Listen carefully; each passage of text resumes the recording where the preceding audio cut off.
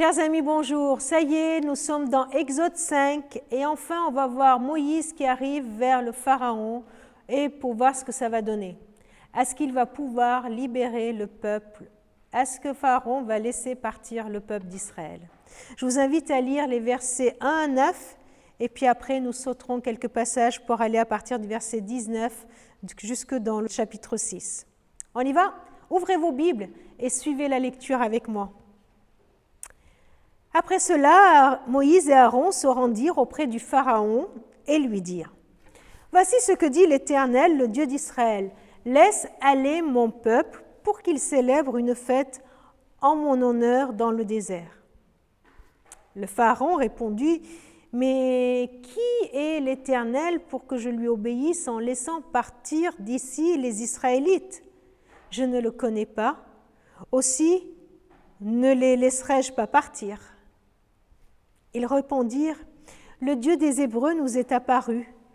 Permets-nous donc d'aller à 3 jours de marche dans le désert pour offrir des sacrifices à l'Éternel notre Dieu, pour qu'il ne nous frappe pas par une épidémie ou par la guerre. » Mais le Pharaon lui demanda : « Moïse et Aaron, pourquoi détournez-vous le peuple de ses travaux ? Retournez à vos corvées. » Il ajouta : « Ces gens sont maintenant très nombreux dans le pays et vous voudriez leur faire interrompre leur corvée ?» Ce même jour, le Pharaon donna aux chefs des corvées et aux surveillants du peuple l'ordre suivant : « Vous ne fournirez plus la paille aux gens de ce peuple pour confectionner des briques, comme on l'a déjà fait jusque-là. Ils iront eux-mêmes ramasser la paille nécessaire. Vous exigerez d'eux la même quantité de briques qu'auparavant, pour une de moins, car ce sont des fainéants. Pas une de moins. C'est pour cela qu'ils exigent de pouvoir aller offrir un sacrifice à leur Dieu. Écrasez-les de travaux, qu'ils aient de quoi s'occuper et ils ne prêteront plus attention à des paroles mensongères. » Et un peu plus loin, on voit ce peuple qui est écrasé par les travaux. Et puis, ils viennent, et alors, verset 22, « Alors Moïse se tourna vers l'Éternel et il pria. » Juste avant, le peuple venait, verset 21, leur dire « Que l'Éternel constate ce que vous avez fait et en soit juge. À cause de vous, le Pharaon et ses gens ne peuvent plus nous supporter. Vous leur avez mis l'épée en main pour nous tuer. » Alors Moïse, il prie et dit « Seigneur, pourquoi fais-tu tant de mal à ce peuple ? Pourquoi donc m'as-tu envoyé là ?»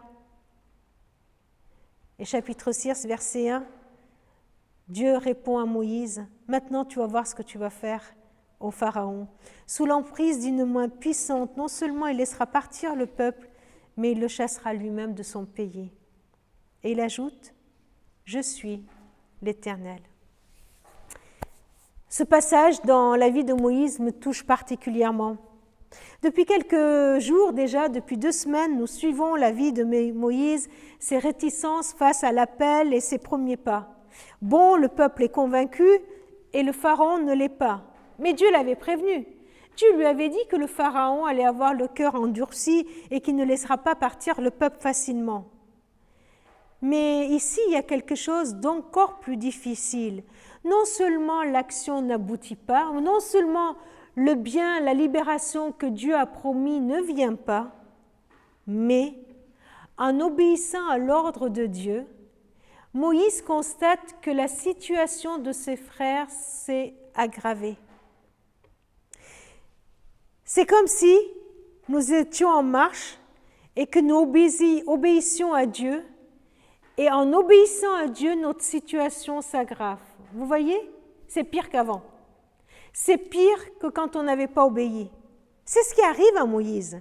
Moïse, il obéit et la situation s'aggrave. Alors, il devait se sentir vachement mal. Il devait se dire, mais waouh, mais qu'est-ce que j'ai fait ? J'aurais mieux fait de me taire, j'aurais mieux fait de ne pas aller voir le Pharaon.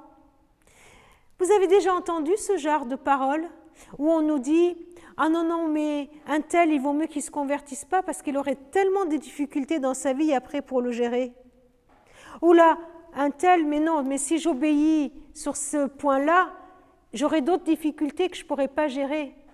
Si je ne triche pas aux impôts, mais après je vais payer tellement de charges que je ne vais pas y arriver.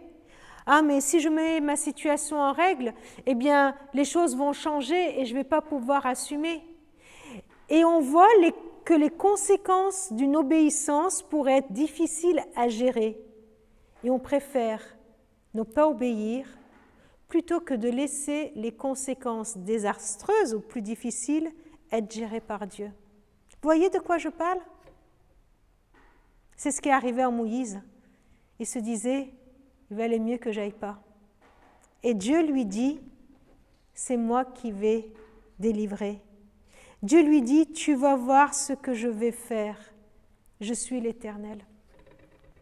Si parfois il te semble qu'obéir à Dieu te mènera dans un chemin plus difficile, ce texte est là pour te dire, fais confiance à Dieu.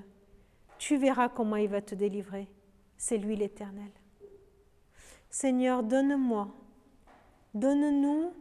le courage de t'obéir en tout temps, même si cela peut sembler plus difficile. Et pour ceux qui vivent des situations compliquées parce qu'ils ont osé t'obéir, viens leur montrer que tu es l'Éternel et que tu vas agir dans leur vie. Amen. Je vous souhaite une très bonne journée et vous donne rendez-vous demain.